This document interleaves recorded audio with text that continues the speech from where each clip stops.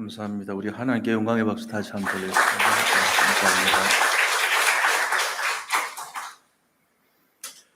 감사합니다. 우리 나의 주인 되신 그리스도 고백하고 말씀 나누겠습니다. 주는 그리스도시요 살아계신 하나님의 아들이십니다. 나의 주인 되신 그리스도는 나의 참 해방자이십니다. 나의 참 승리자이십니다. 나의 참 인도자이십니다. 나의 주인 되신 그리스도는 하나님을 만나는 길이 되십니다. 죄와 저주에서 해방이 되십니다. 사단을 이긴 승리가 되십니다. 나의 주인 되신 그리스도는 하나님을 만나는 길이 되시며 내 모든 삶의 주인이 되십니다. 죄와 저주의 해방이 되시며 나에게 죄와 저주의 해방을 주셨습니다. 사단을 이긴 승리가 되시며 나에게 사단을 이길 권세를 주셨습니다. 예수님이 나의 모든 문제의 주인이 되어주시고 지금 성령으로 역사하여 주시옵소서. 창세기 3장으로 말미암아 가문 가정을 통해서 나에게 내려오는 모든 저주가 예수님의 이름으로 꺾이게 하시고 마음과 생각의 해방을 받게 하옵소서.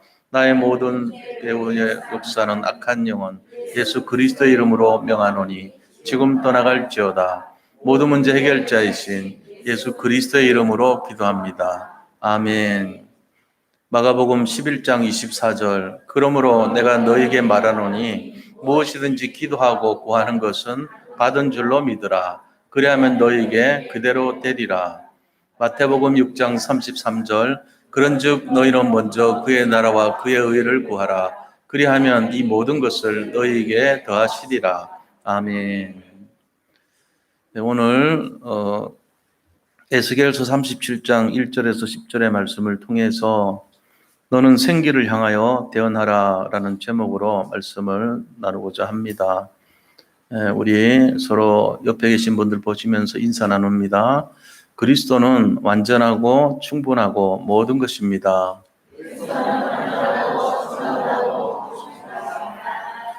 하나님의 말씀을 대언합시다. 나와 현장을 살립시다.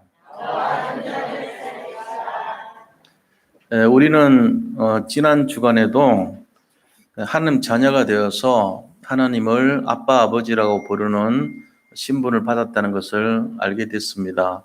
구약 시대 때는 감히 그렇게 할 수 없었는데 신약 시대에 와서 예수님께서 너희는 이렇게 기도하라 하면서 처음으로 하늘에 계신 우리 아버지여라고 우리 하나님 믿는 자녀들에게 이렇게 기도하라 그러고 말씀하셨기 때문에 그때부터 우리가 하나님을 아버지라고 부르게 될 수 있었던 거예요. 놀라운 게 구약시대 때 아무리 찾아봐도 아버지란 말을 쓴 적이 없어요. 육신의 아버지를 하는 내용은 많지만 하나님을 아버지라고 부른 적이 한 번도 없어요. 다 찾아봐도 그렇습니다. 근데 우리가 감히 하나님을 아버지라고 한다니까요. 그리고 상속받을 자, 유업이들 자의 축복을 받았지 않습니까? 그래서 엄청난 신분과 권세를 가지게 되었던 것입니다. 그러면은 우리가 그것을 알게 된다면 걱정할 필요가 없죠. 대통령 아들도 걱정할 필요 없는데 하물며 하나님의 아들이 됐는데 뭔 걱정이 필요하겠어요. 오히려 문제가 오는 것이 기회죠. 하나님 자녀로서 신분과 권세를 누릴 기회죠. 문제 있으면은 문제 이거 해결해줘 이러면 끝나잖아요. 우리가 그런 능력이 있다는 것을 확인하는 기회가 되는 거예요. 그래서 광야길은요, 어떤 면에서는 우리가 더 복음을 누리는 복음화의 시간표가 되고 또 하늘 보좌의 능력을 확인하는 보좌화의 축복을 누리는 시간표고 내가 영적으로 최고가 되는 영적 서밋화의 축복의 시간표가 되는 거예요. 그러니까 문제가 클수록 응답이 크다는 것을 알아야 됩니다. 문제가 작은 사람은요, 어떤 면에서는 하나님 관심이 별로 없는 사람일 수도 있어요. 근데 계속 문제 속에 지금 살고 있다면은 엄청난 그릇이에요, 그분은. 왜냐하면 흑암이 공격을 할 때 그걸 커버할 수 있고 감당할 수 있도록 훈련을 시켜야 되잖아요. 저도 그 98일 훈련 받았거든요. 약 100일이죠. 근데 그 훈련이요, 제 일생에 있어가지고 그런 걸 받아본 적이 없을 정도로 진해 시내 그 지하도 하수구를 제가 들어가가지고 뭐하러 들어가겠어요? 일 없이. 바다에서부터 시작해가지고 거꾸로 역류해가지고 들어갔어요. 그런 훈련까지 다 받았다니까요. 그러면서 완전히 이게 사는 건지 죽는 건지 지옥인지 생사를 오가는 그런 정도까지 이렇게 왔다 갔다 할 정도로 그런 훈련 받으니까 그 다음에 나와서 웬만한 일 겪어도 그때 생각하면은 아무 문제가 안 되는 거예요. 해병대 가면은 IBS 훈련이라는 거 받아요. 그러면 그때는 그 고무보트가 굉장히 무거운데 고무보트 들고 그 밑에 식판 받아가지고 밥 먹어요. 굉장히 어려운 훈련 받는 거예요. 우리 동기들하고 같이 이제 우리가 한 200명 받았는데 반은 포항 가가지고 IBS 훈련 받고 왔고 반은 저는 해군이기 때문에 진해에서 받았거든요. 근데 갔다 왔는데 포항 갔다 온 친구들이 이 사람 같지 않게 변해왔더라고요. 얼굴은 시커멓고 모든 이 어깨부터 가죽은요 완전히 껍질이 벗겨지듯이 타가지고 한꺼번에 벗겨낸 사람이에요. 그리고 그 정신력이랑 눈빛이요 완전히 달라갖고 왔더라고. 해병대니까. 그래서 내가 그걸 보면서 야 훈련이 참 무섭구나. 사람을 이렇게 바꿔놓는구나 하는 걸 깨달았죠. 마찬가지입니다. 우리가 하나님 자녀가 돼가지고 여러 가지 힘들고 어려울수록 진짜 내가 시대를 살리는 서밋의 축복을 받는 훈련 시간표예요. 그래서 나를 바라보는 사람 되면 안 돼요. 지금 오늘 본문은 어떤 상황이냐면은 하나님의 자녀가 된 이스라엘 민족이 지금부터 2600년 전 기원전 538년 경에 바벨론의 포로로 잡혀갔습니다. 그들이 포로로 잡혀간 이유는 뭐냐면은 하나님이 주신 복음을 놓쳐버린 거예요. 그리고 그 복음 대신에 우상을 숭배하고 세상을 바라보다가 그렇게 된 거거든요. 근데 그 잡혀간 이스라엘 민족이 바벨론이라는 나라의 포로가 됐습니다. 이 바벨론은 영적 우상의 도시예요. 그러니까 흑암 가득한 곳으로 잡혀갔던 거예요. 그런데 하나님께서 거기서 죽었던 사람들, 다시 말하면은 언약과 복음 안에서 포로로 잡혀간 그 사람들이 죽었던 곳, 그 골짜기에 에스겔 선지자를 데리고 간 거예요.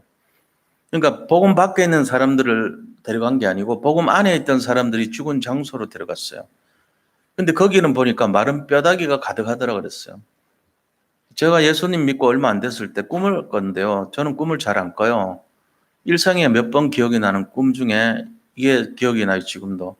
마른 뼈가 가득한 곳에 저를 데려갔어요, 하나님이. 꿈속에서. 그래서 저는 그 다음에 이 본문을 볼 때요, 좀 이상한 걸 느꼈어요. 그 기시감이라 그런 거 있잖아요. 내가 전에 봤던 그 장면이 떠오르는 거예요. 이상하다. 나한테 왜 이런 꿈을 보여주셨지? 그때는 이제 일반 평범한 예수 믿는 성도니까 불교 믿던 사람이 와서 했으니까 몰랐죠. 근데 어렴풋이 지금 짐작하는 게, 이 마른 뼈를 살리라는 이 본문의 내용과 하나님이 미리 보여주신 거 아니겠냐. 그걸 제가 지금 느껴요. 그래서 이 본문을 할 때마다 제가 느끼는 게 하나님께서 우리에게 이런 내용들을 가끔씩 보여주는구나 하는 걸 제가 알고는 있죠. 뭐 꿈을 의지하는 건 별 중요한 게 아니지만요. 저한테는 그랬습니다. 불교 믿던 사람이 예수 믿고 처음 들어와가지고 거의 첫 번째 꿈인데 이 현장의 꿈을 비슷하게 느낀 거예요. 제가 마른 뼈가 너무나 많더라고 거기에 저를 데리고 가신 거예요. 그래가지고 보여주더라고요. 환상 가운데. 근데 꿈이었어요. 환상이 아니고. 지금 에스겔 선지자는 꿈이 아니고 환상입니다. 근데 거기 데려가가지고 그 마른 뼈가 살아나는 장면을 보여주는 거예요. 지금 마른 뼈가 어떻게 살아납니까? 말이 안 되죠. 그런데 하나님이 그 일을 하신 거예요. 근데 이 마른 뼈가 누굽니까? 마른 뼈가 누구냐면은 예수 그리스도 안에 들어와 가지고 낙심하고 사단의 포로로 잡혀가서 멸망했던 이스라엘 민족을 상징하는 거예요. 11절에 그 말이 나와요. 제 말이 아니고 11절 보세요. 또 내게 이르시되 인자야 이 뼈들은 이스라엘 온 족속이라. 이스라엘 족속을 나타내는 거예요. 이 뼈들이. 그러니까 복음도 알고 예수도 믿었던 사람들인데 지금 완전 사단에게 포로돼 가지고 멸망받았던 것 같은 모습의 사람들이란 거예요. 뭔가 잘못된 거죠, 지금. 제대로 가 있는 위치가 아니에요.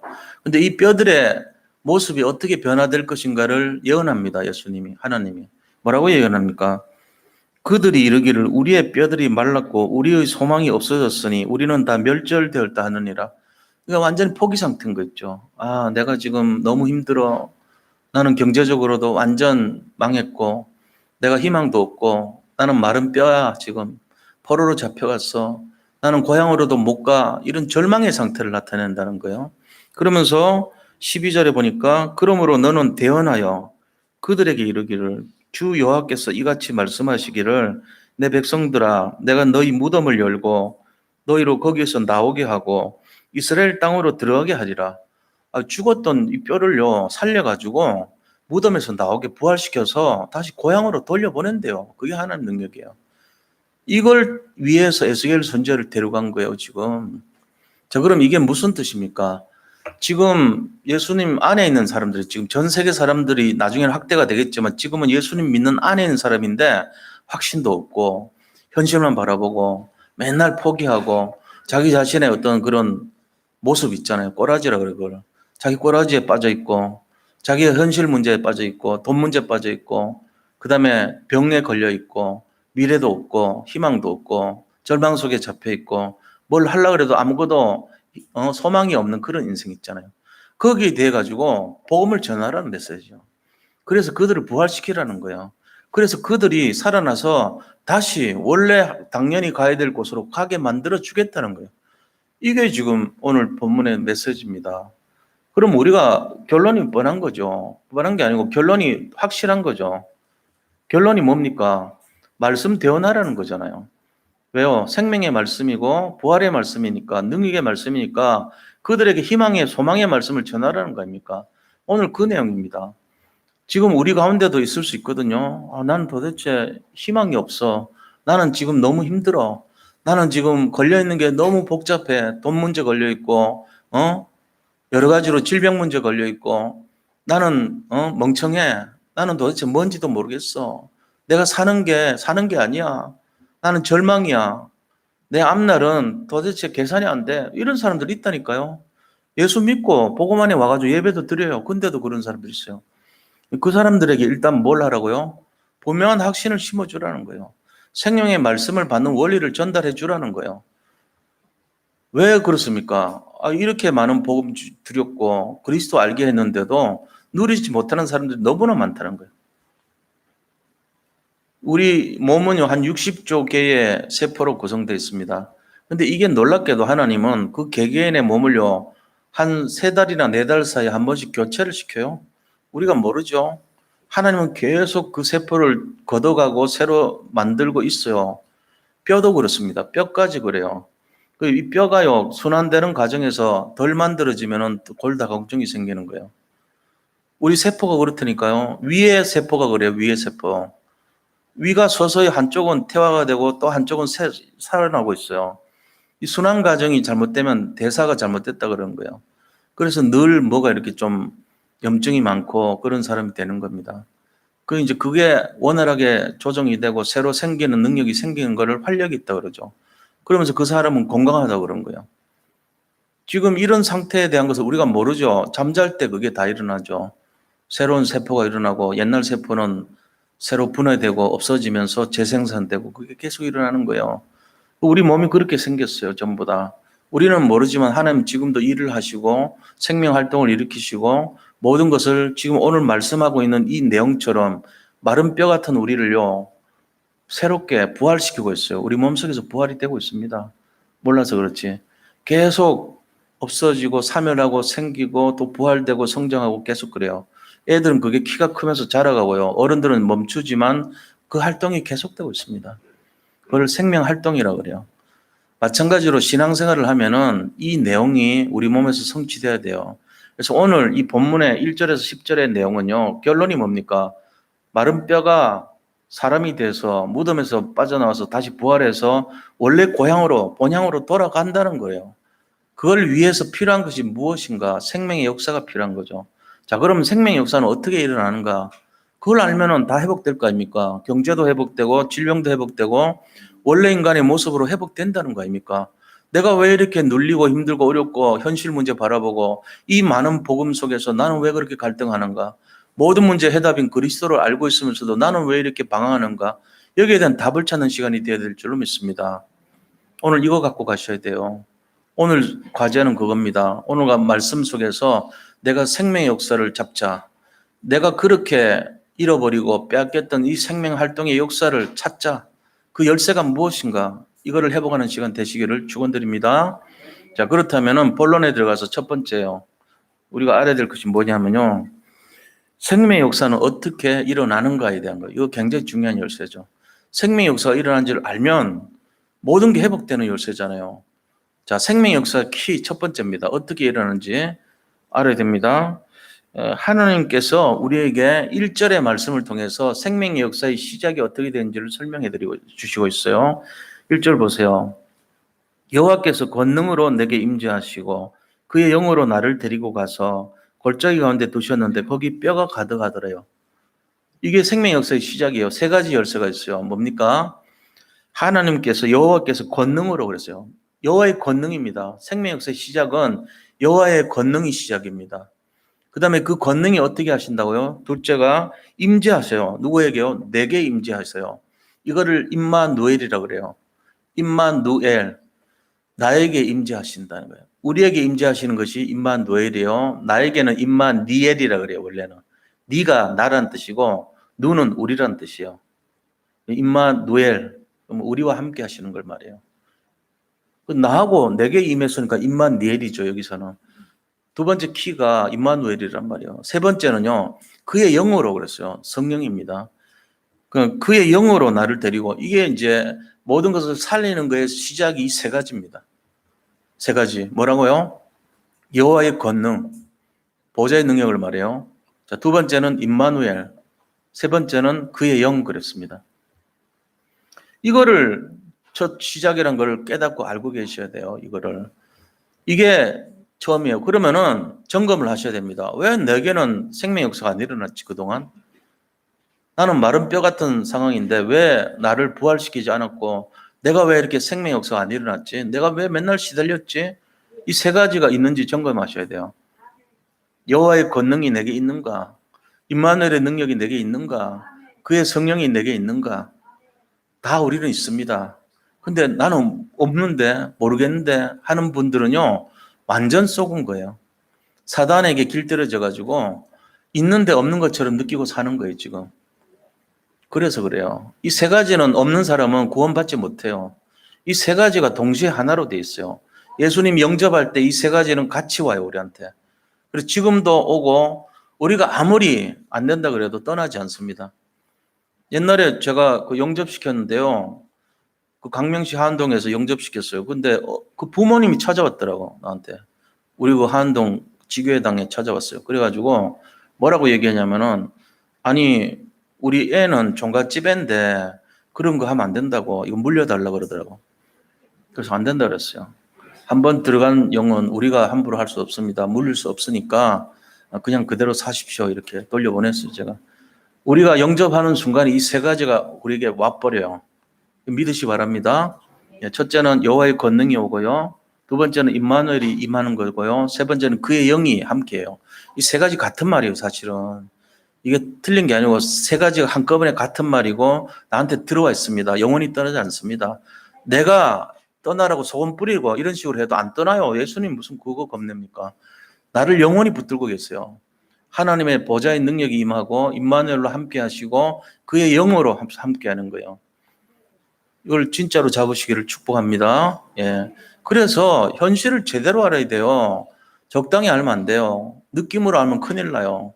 이거는 법적으로 하나님이 이렇게 한다 그런 거예요. 그래서 에스겔에게 그렇게 데려가서 뭐 합니까? 마른 뼈를 보여준 거예요. 마른 뼈는 뭐죠? 현장을 보여줬다는 거예요. 현장에 보니까 갈급한 영혼, 목마르고 마르고 너무너무 시달리는 영혼의 모습을 딱 보여준 거예요. 마른 뼈를 보여준 거죠. 제가 왜 그런 꿈을 꿨을까요? 우리 정은주 목사님이 설교를 했는데 내가 그걸 꿈에 간직했는지 그건 모르겠어요. 25년 전 얘기니까 기억이 그것까지는 안 나요. 근데 그 꿈이 너무나 선명했어요. 그래가지고 왜 이런 꿈을 꿨지? 내가 생각한 적이 있다니까요. 살리라고 그랬겠죠. 네가 목사 될 거니까 이 현장을 보라는 얘기 아니겠습니까? 마른 뼈와 같은 현장을 품으라는 얘기 아니겠습니까? 이걸 마찬가지예요. 지금 마른 뼈를 보라는 거야. 그러면서요. 2절에 보세요. 나를 그 뼈 사방으로 지나가게 하시기로 본즉 그 골짜기 지면에 뼈가 심이 많고 아주 말랐더라. 골짜기에 뼈가 가득한 게 보여준 거예요. 이게 현장의 모습 아닙니까? 지금도 마찬가지입니다. 전 세계에요. 코로나 코비드19가 오니까 완전히 이 뼈 같은 상태에 놓인 사람들이 너무 많아요. 경제적인 문제 시달리죠. 일단 8, 90%가 이 문제에 걸려 있습니다. 다 힘들어합니다. 그러고는 뭐예요? 코로나19 질병 때문에 거의 힘들어합니다. 각 나라에서 지금 뭐 난리도 아니야. 지금 그동안 보청정 지역이라고 했던 국가들이 계속 일어나고 있어요. 지금 그것도 변형돼 가지고 약도 없는 상태에서 막 번지고 있습니다. 베트남 세 자릿수로 막 나오죠. 태국도 막 일어나고 있어요. 완전히 거기는 약이 없으니까 무조건 일어나면 격리, 폐쇄 이렇게 시키더라고. 출입이 안 돼요. 한 동네에서 한 명 나오면은 그냥 그 동네 전체로 출입이 안 돼. 들어가지도 나가지도 못해요. 그렇게 만들더라고요. 공산주의 국가 잔재가 있으니까 그렇게 해버리더라고. 뉴질랜드 마찬가지예요. 지금 막 일어나요. 계속 그래요. 그러니까 이런 내용들을 볼 때, 야, 타이완도 마찬가지죠. 계속적으로 발생하고 있는 게 지금 현실입니다. 안심할 수가 없습니다. 우리나라도 그렇잖아요. 지금 뭐 접종률 11.4%라는데 744명, 10일 만에 최고예요, 지금. 그러니까는 이런 느낌이 올 때마다 조금 말은 안 하지만 우리 모든 백성들은 위기감을 느낀다니까요. 그러면서 마른 뼈같이요. 뭔가 갈급하고 힘든 상황이 돼버리는 거예요. 그것뿐만 아닙니다. 그걸로 말미암아서 산업하시는 분들 사업장 놓고 걱정 많죠. 암담합니다. 무슨 그 락다운이라고 하는 거 있잖아요. 완전 문을 다 닫아버리는 거예요. 그렇게 북적이던 백화점도 문 닫으니까 썰렁하고 한 명도 없어요. 주차장이 텅텅 비어 있고요. 이게 지금 전 세계적인 위기감을 느끼는 마른 뼈의 현장이에요. 하나님께서 이런 모습 속에 있는 사람들에게 지금 주는 메시지입니다. 이들이 복음 밖의 사람이 아니고 복음 안에 들어온 사람들 중에 마른 뼈가 된 사람이에요. 지금 거기서 보여주는 거예요, 현장을. 그러면서 질문을 하시는 거죠, 하나님이. 이거를 생명의 역사가 어떻게 일어나는지 우리가 지금 설명하는 거예요. 이 세 가지를 가지고 갔는데 그 마른 뼈 앞에 갔는데 예수님 하나님께서 질문해요. 에스겔아, 이 뼈들이 살아나겠느냐? 이렇게 질문한 거죠. 그 말이 뭔 말입니까? 하나님께서 보실 때 이거 도저히 못 살릴 거 아니냐는 거예요. 반어적인 표현이죠. 절대 불가능에 대한 것을 질문한 거예요. 너 어떻게 생각하니? 에스겔아. 선지자 에스겔에게 뭘 물어보는 겁니까? 두 가지 이유가 있어요. 첫 번째는 도저히 못 살 것 같지 않니? 이런 반문의 표현이 있고요. 두 번째는 너는 믿음이 있냐 없냐 이걸 보는 거예요. 우리에게 이 질문을 할 때 우리는 어떻게 할 거예요? 우리 현장을 보니까 우리 집도 이 문제 걸려 있는데 우리도 걱정거리가 많고 이거 앞으로 어떻게 되지? 이런 상황이 아니겠냐 이거죠. 그때 우리한테 질문합니다. 하나님이 너는 이 현장을 보고 어떤 생각 드니? 살릴 수 있을 것 같아? 그 많은 빚을 청산할 수 있을 것 같냐? 아니면 이 질병에 걸린 상태 이거를 네가 해결할 수 있을 것 같아? 지금 너가 하는 산업에 앞으로 괜찮을 것 같아? 질문하는 거예요. 우리는 어떤 생각하고 있습니까? 안 될 것 같아요. 이렇게 힘든 적이 없는데 되겠습니까? 이런 겁니까? 아니면 하나님은 무조건 할 수 있습니다. 이런 겁니까? 아니죠. 3절에 그 질문과 대답을 보세요. 그가 내게 이르시되 인자야 이 뼈들이 능히 살 수 있겠느냐 하시기로 내가 대답하되 주 여호와여 주께서 아시나이다. 이게 굉장히 명쾌한 답이에요. 하나님이 아시는 거예요. 이게 하나님이 절대 주권 아닙니까? 하나님이 아시지 우리가 어떻게 합니까? 하나님이 살리고자 하면 살릴 수 있고요.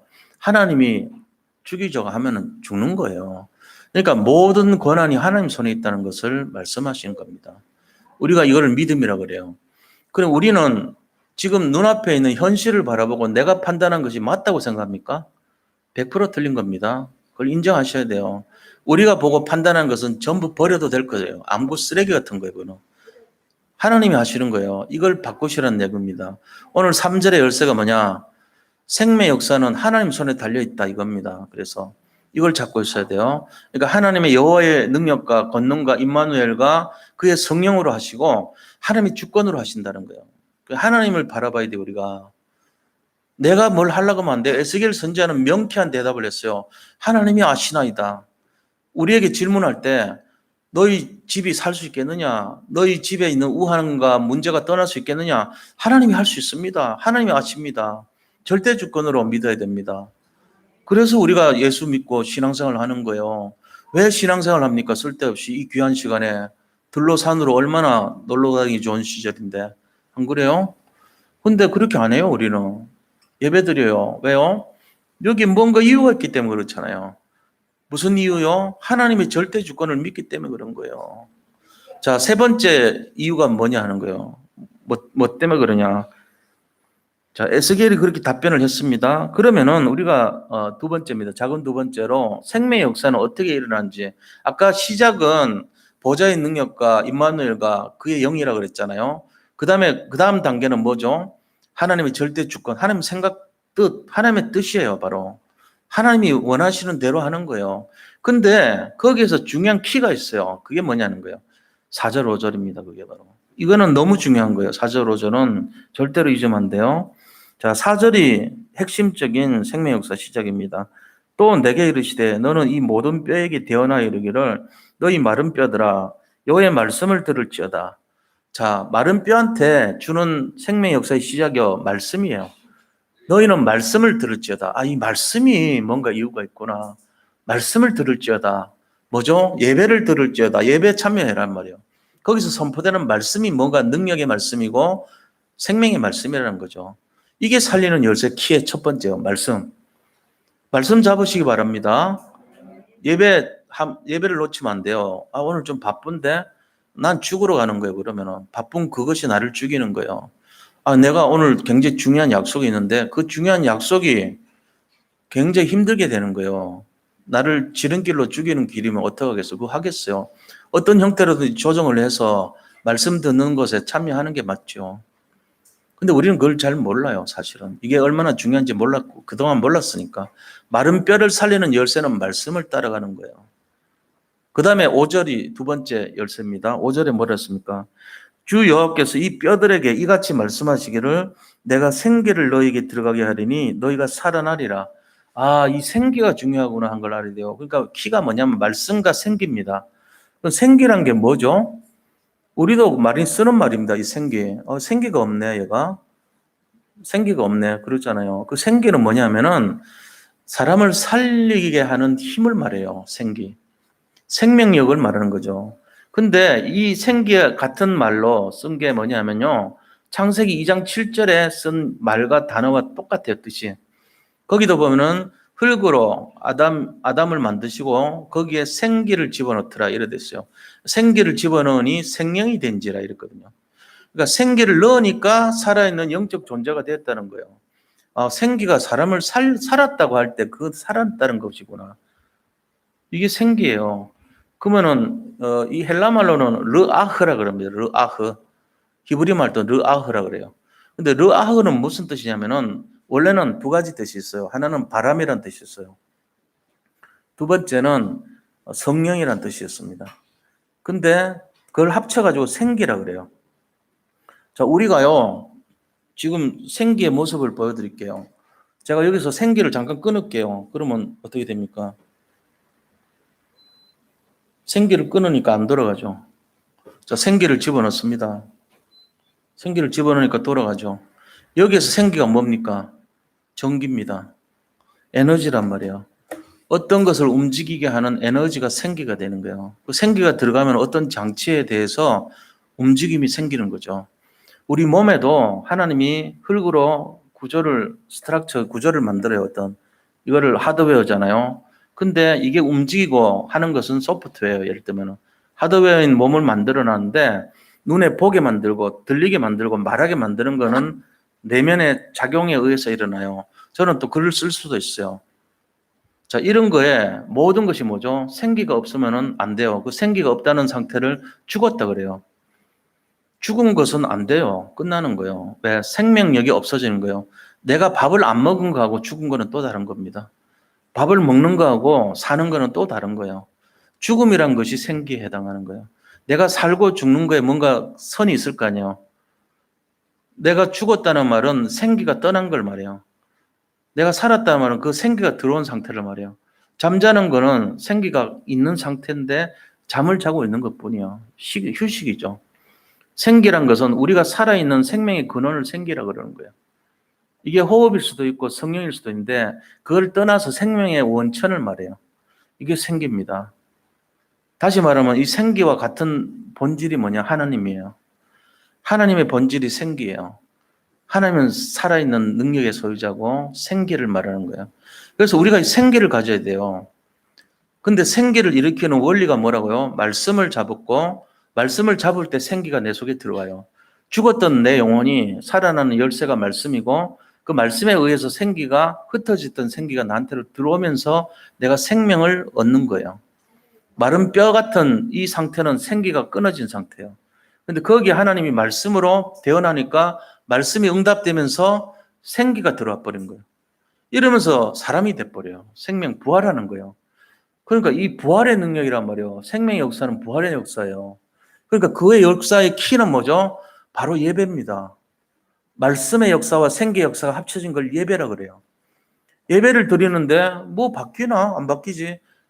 바뀌어요. 우리가 몰라요. 말씀이 역사하게 되고 생기가 들어가게 돼요. 예배를 통해서 제가 드린 게 아니고 하나님이 저를 통해 갖고 선포되는 말씀 속에 깨닫고 이해하는데 변화가 일어납니다. 어떤 변화가 일어나죠? 생기가 내 속에 막 들어와요. 흩어져 있던 생기가 들어와서 생명이 되는 거예요. 살아있는 영적 존재가 되는 것입니다. 그래서 이 예배가 등한히 하면 안 돼요. 예배는 말씀이 담겨 있고 기도의 능력이 담겨 있고 찬송이 담겨 있습니다. 그리고 헌신이 담겨 있어요. 하나님 앞에 중심을 드려요. 그러면서 생기가 모여들어서 나에게 들어오는 시간이에요. 잃어버렸던 힘 빠진 사람이 예배 통해서 말씀 잡았는데 거기서 깨닫고 나서 생기가 집어 들어오는 거예요. 그러면서 뭐가 일어납니까? 부활의 능력이 일어나요. 재창조의 역사가 일어납니다. 응답의 역사가 일어나죠. 회복의 역사가 일어나요. 치유가 된다는 거예요. 이거를 왜 놓칩니까? 우리가 그 팥죽 한 그릇 얻으려고 생기를 버리면 안 돼요. 팥죽 한 그릇 때문에 내 영혼을 팔아먹고 그러면 안 돼요. 차라리 팥죽을 안 먹더라도 예배 드리시기를 축원드립니다. 그게 맞는 겁니다. 엄청난 축복이 예배를 통해서 말씀 잡는 시간 통해서 생기가 들어오면서 회복이 되는 겁니다. 여기 있는 이 빛도요. 전기 끊어버리면 빛을 잃어버립니다. 고장난 건 아니죠. 전원이 꺼진데 죽은 거나 마찬가지 되는 거예요. 지금 마른 뼈의 상태예요. 마른 뼈인데 어떤 뼈입니까? 완전히 그 뼈가요. 그 완전히 뼈인데도 그냥 뼈가 아니에요. 이 뼈들은 어떤 심이 말랐더라. 2절 보세요. 뼈가 심이 많고 아주 말랐더라. 그냥 뼈도 아니에요. 완전히 마른 뼈예요. 그러니까 사람으로 치면은 도대체 희망이라고 눈꼬망도 없는 그런 상태란 말이에요. 영적 상태가. 이 사람은 도대체 희망이 없다. 예수님 믿고 앉아 있는데도 그래요. 희망이라고 눈꼬망도 없는 사람이라는 거예요. 근데 그게 살아는 역사가 첫 번째, 처음에 세 가지, 그죠? 예수 믿을 때 벌써 들어온 거 있잖아요. 우리가 잊어먹고 살지만 여호와의 권능이 임했고 임마누엘 능력이 임했고 그의 영이 나와 함께하고 있는 상태예요. 근데 마른 뼈가 됐다니까요. 심이 말라버렸어요. 근데 그거를 회복시키는 중요한 열쇠가 뭐라고요? 말씀과 생기란 말이에요. 근데 말씀을 잡는 시간이 되면 생기가 모여든다니까요. 오늘 지금 이 시간이 그 시간인 걸 믿으시기 바랍니다. 그럼 뭐가 일어나죠? 당연히 회복되고 치유되고 세상 말로 하면 돈이 들어오고 질병이 떠나가고 그다음에 생명이 들어오고 회복 역사 들어오고 서밋이 되고 237 나라 살릴 수 있고 이런 게 되는 거예요. 이게 예배라니까요. 우리가 이런 축복을 왜 놓칩니까? 이거를 진짜로 믿으면은 내일부터 엄청난 일이 일어납니다. 아니, 오늘 이 시간 나가면서부터 기적은 시작됩니다. 홍해가 그냥 갈라졌습니까? 이 언약 잡은, 생기 잡은 사람들의 기도에 의해서 갈라진 거예요. 여리고가 그냥 무너졌겠어요? 진짜 생기 잡은 사람들, 생기가 부활된 사람들의 그 믿음 때문에 무너진 겁니다. 우리가 이 성경에서 있던 내용들이 남 얘기가 아니라 내 얘기란 말이 전부 다. 근데 이게 왜 남 얘기로 살아요? 지금 같은 우주를 가는 시대요. 우주 가는 시대 그거는 하나님 능력에 비하면은 저 태평양에 물 한 바가지 끈 거 정도밖에는 파악이 안 된 거예요. 우리가 보는 과학의 세계라는 거는 아주 우스운 거라니까요. 태평양에서 물 한 바가지 두고 태평양을 다 아는 것처럼 하면 안 돼요. 아직도 모르는 미지의 생물이 어마어마하게 많이 있어, 바닷속에. 그 어떤 여러 가지 원리를 몰라요. 우리가 과학의 100만 분의 1도 지금 파악이 안 된 상태라 보시면 돼요.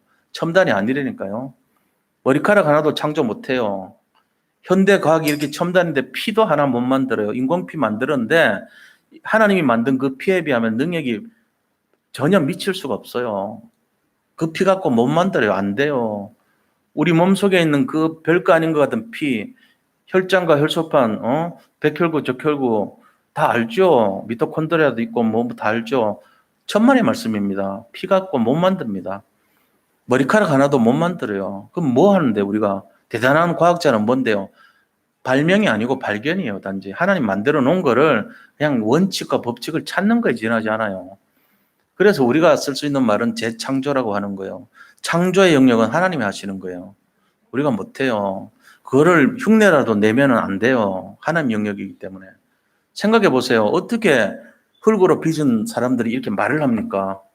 어떻게 이게 말이 됩니까? 솔직히. 마른 뼈가 살아나는 것보다 더 기적이 우리가 말하는 거고 밥 먹고 소화시키는 거예요. 뭐든지 다 집어넣는데 다 소화돼가지고 나오잖아요. 백투더 퓨처에 있는 그 쓰레기 집어넣으니까 막 날아다니듯이 올여름 아무거나 집어넣어서 소화하듯이 그렇게 되잖아요. 우리 인간이 그래요. 나는 생각해도 야, 이런 기계가 있을까? 막 집어넣는데 소화 다 돼가지고 다음날 되면 또 이렇게 새로운 것처럼 이빨 닦고 새고 또 먹고 또 괜찮아지고 또 힘내고 이게 말이 됩니까? 말이 안 되는데 되잖아요. 이게 기적이에요, 사실. 눈 조금만 열고 보면은 우리가 숨 쉬고 걸어 다니고 말한 게 다 기적이에요, 사실은. 엄청난 기적이라고요. 생기가 언제 회복되는지 제대로 아셔야 돼요. 엄청난 능력이 예배 드릴 때 회복됩니다. 그래서 이 축복을 완전히 잡으시기를 바랍니다. 자, 그러면 우리가 생명의 역사가 어떻게 되는지, 회복의 역사가 어떻게 되는지 이걸 알았죠? 그래서 회복의 역사는 실제적으로는 6절에 나와 있어요. 회복의 역사가 시작 6절입니다. 너희 위라는 말은 뭐죠? 뼈다귀 위에란 말이야. 중국어 같은 마른 뼈다귀가 심히 마른 너희 위에 이 말이에요. 힘줄을 두고 살을 입히고 가죽으로 덮고 너희 속에 생기를 넣으리니 너희가 살아나리라. 또 내가 여호와인 줄 너희가 알리라 하셨다. 그렇죠. 이걸 할 수 있는 분은 하나님밖에 없어요. 이게 지금 시작되는 거예요. 이 역사가. 자, 생기가 들어간 걸로 끝나는 게 아니고 내가 그렇게 힘들었던 모든 환경이 변화된단 말이에요. 이게.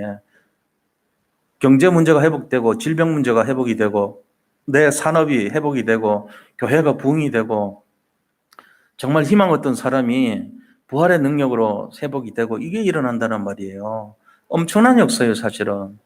그러니까 우리가 이걸 믿음의 눈으로 가져야 됩니다. 이거를 진짜로. 자, 그럴 때 하나님께서 이제 두 번째는요, 뭐라고 얘기하시냐면은 미션을 주시는데 문제 앞에서 생기를 향하여 대안하라 그런 거예요. 그 문제는 뭐냐? 마른 뼈의 상태예요. 하나님, 저는 마른 뼈 같아요. 그것도 심히 마른 뼈예요. 희망이 없어요. 나를 회복시키려면은 전 세계가 완전히 뒤집어져야 돼요. 천지가 개복해야 된단 말이에요. 그러기 전에 안 될걸요? 이렇게 마음 먹고 사는 사람들 많다니까요, 지금. 나는 절망 그 자체예요, 이러고는. 그래가지고 이상한 짓도 막 하잖아요. 우리가 여기서 해결되는 진짜 방법이 뭔지 알아야 돼, 오늘. 이거 굉장히 의미가 있는 메시지예요. 자, 문제 앞에서 생기를 대언하라 그랬어요. 문제 앞에, 문제 밖이 아니고 문제가 지금 있는데 거기서 생기에 대해서 대언하라는 거 7절입니다. 7절 보세요. 이에 내가 명령을 따라 대언하니 대언할 때 소리가 나고 움직이며 이 뼈 저 뼈가 들어맞아 뼈들이 서로 연결되더라. 이제 응답이 시작되는 게 막 들리는 거예요. 뼈끼리 서로 연결이 되는 소리가 우리도 보면은 뭐 뼈 이렇게 골절 당하고 하면은 뼈 잘 맞추는 분한테 가면요 이렇게 해서 뚝, 그다음에 뭐 무식 우직해가지고 뚝 하고 이런 부딪히잖아요, 꽂히잖아요. 그런 게 막 일어나는 거예요. 마른 뼈, 힘이 마른 뼈들이 들어붙어가지고 새로운 시작이 되는 거예요. 이게 응답의 현장입니다. 이걸 가지고 뭐라 그러냐면은 말씀운동이라고 그래요. 이걸 생명운동이라고 그래요. 생명운동, 말씀운동이 일어나죠. 그러고는 뭐 합니까? 그리스도 복음운동, 다락방운동이라고 그러고 방주운동이라고 그래요. 이거를. 그 속에만 들어가면 산다는 거예요. 생기가 살아난 역사. 지금 여기가 방주 아닙니까? 우리 좀 길잖아요. 방주입니다. 방주에 들어오신 분들에게 뭐가 일어나는지 아세요? 부활의 능력이 시작됩니다. 생기를 대언하고 있습니다, 제가. 그래서 흩어져 있는 모든 생기가 딱 들어간 줄 믿으시기 바랍니다. 그럼 주일마다 뭐가 돼요? 회복의 역사가 일어나요. 이번 한 주간 기대하고 살아야죠. 하나님 그렇습니다. 제 생각이 아니고 하나님 생각 맞습니다. 제 소원이 아니고 하나님 뜻이 성취되기를 원합니다. 내 것이 아니고 하나님 것으로 살리기를 원합니다. 이거 되는 거예요. 이게 시작돼야 돼요. 그래서 7절에 그 말씀을 하는 것이 바로 대언하는 삶이에요. 8절에는 뭐라 그랬냐면요. 서밋과 치유운동의 내용을 보여주신 거예요. 서밋 운동이 뭐고 치유운동이 뭐냐. 치유돼야지 서밋 되잖아요. 8절 보세요. 내가 또 보니 그 뼈에 힘줄이 생기고 살이 오르며 그 위에 가죽이 덮이니 그 속에 생기는 없더라. 생기는 없는데 이렇게까지 됐어요. 마른 뼈였는데 가죽을 입히고 그러니까 피부가 회복이 되고 안에 있는 뼈들이 연결되고 살이 돋고 이게 시작된 거예요. 이게 뭐죠? 치유란 말이에요, 바로. 치유의 역사가 일어나요. 근데 마지막 거 들어가면요. 생기가 들어가는 거예요. 마지막에.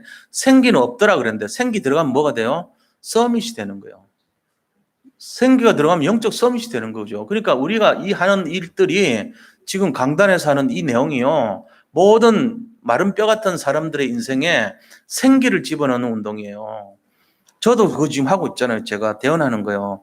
하나님 말씀을 지금 대신 전하고 있잖아요. 이걸 누리시기 바랍니다. 생기가 들어갈 줄 믿습니다. 그래서 이 내용 때문에 우리가 대언하는 삶을 구절해 보세요. 이걸 하라는 거예요. 우리가 해야 될 사명을 말이에요. 구절은 우리가 해야 될 사명입니다.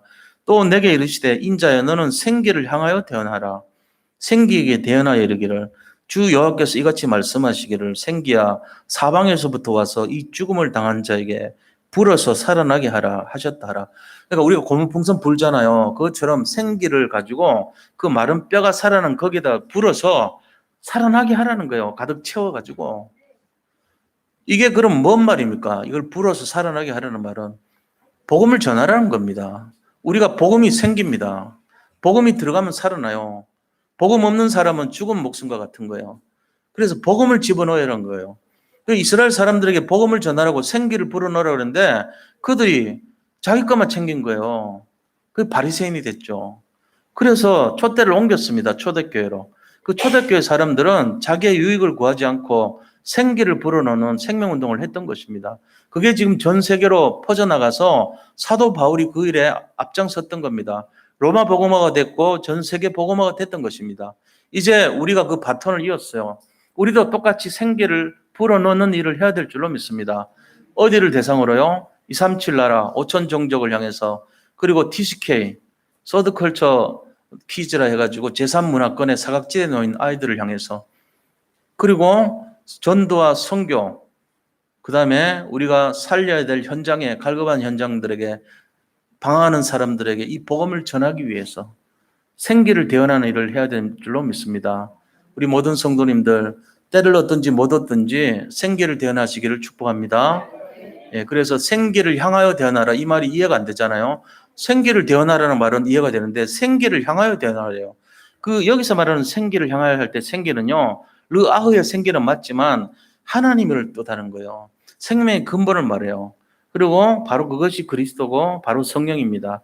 삼위일체 하나님을 생기라고 표현한 거예요. 그 생기를 마주하고 그 생기가 말하는 것을 전달받아서 내가 대언하라는 거예요. 그러면 사방에 흩어졌던 생기가 모여서 그 사람을 살리고 새롭게 회복시킬 거란 겁니다. 이 원리를 마음속에 깊이 간직하시기 바랍니다. 오늘 제가 말씀드린 것이 생명 역사의 원리예요. 우리가 죽을 것 같고 힘들고 너무 어려운 세상 속에 살고 있습니다. 그래서 자기 자신을 바라보는 신앙으로 빠집니다. 내 모습 보니까 너무나 무기력하고 무능력하고 아는 것도 없고 생각도 없는 것 같고 솔직한 얘기로 좀 바보 같고 이렇잖아요. 그렇지 않습니다. 마귀는 그걸 가지고 자꾸 속입니다. 하나님은 우리를 창조하실 때 가장 큰 축복을 허락하시고 창조하셨어요. 최고의 응답을 주실 것을 작정하시고 우리를 창조하신 거예요. 이거를 믿으시기 바랍니다. 그래서 예수 믿는 순간에 우리를요, 하나님의 보좌의 능력으로 함께 하시고, 복음으로 충만하게 하시고, 우리를 최고의 서밋으로 준비하고 계신 것을 믿으시기 바랍니다. 그래서 우리에게 뭘 하라고요? 생기를 대언하기를 원하시는 거예요. 지금도 그렇습니다. 그래서 우리 자신들을 바라보는 것이 아니고 하나님의 전능하신 능력을 바라보는 자들이 되어야 됩니다. 이게 우리가 해야 될 사명이에요. 자, 그럼 세 번째로 대언의 결과가 무엇이냐는 거예요. 하나님 말씀을 대언하는 이 사람의 결과가 있을 거 아닙니까? 그 대언의 결과는 10절입니다. 생명이 살아났습니다. 10절. 이에 내가 그 명령대로 대언하였더니 생기가 그들에게 들어가매 그들이 곧 살아나서 일어나 서는데 그 극히 큰 군대더라. 군대였다는 거예요. 다시 말하면은 정말로 피폐해서 마른 뼈같이 됐고 심이 말란 그 상태가 되었던 자들에게 정말로 말씀을 잡고 생기가 들어가니까 그들이 큰 군대가 되는 것처럼 부활했다는 얘기예요. 새로 살아난 것입니다. 무덤을 열고 너희를 끄집어내서 살려서 너희 본향 이스라엘로 다시 돌아가게 할 것이다. 이게요, 말씀대로 성취돼서 실제로.